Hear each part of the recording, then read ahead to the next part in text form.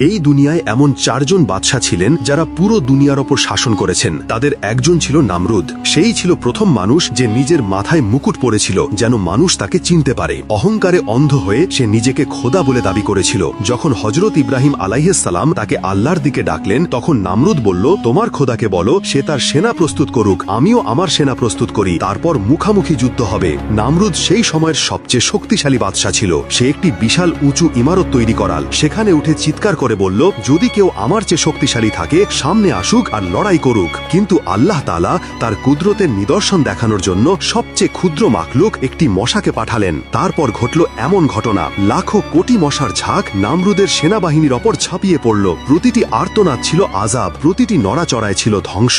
নামরুদ এই দৃশ্য দেখে হতভম্ব হয়ে গেল। তারপর এক খুঁড়িয়ে হাঁটা মশা নামরুদের নাক দিয়ে মস্তিষ্কে প্রবেশ করল। যখন সে তার মগজে হুল ফোটালো, তখন যে নামরুদ নিজেকে খোদা বলতো সে এক কীটের মতো ছটপট করতে লাগলো। সে তার লোকদের বলতে লাগলো, হে লোকেরা, আমার মাথায় জুতো মারো। শুধু তখনই তার সামান্য স্বস্তি মিলত। তাই লোকেরা তার মাথায় জুতো মারতে লাগলো। এমনকি এক সময় তার মগজ বেরিয়ে এলো, আর সেই মিথ্যা খোদা নামরুদের অবসান হয়ে গেল। তার সিংহাসন ভেঙে গেল, মুকুট ভেসে গেল, আর নামরুদ ইতিহাসের বালু রাশিতে দফন হয়ে গেল। কারণ যখন মানুষ খোদা হতে চায় তখন আল্লাহ তাকে মনে করিয়ে দেন যে সে কেবল মাটি আর কিছুই নয়। নিঃসন্দেহে আল্লাহ সবকিছুর ওপর কাদের।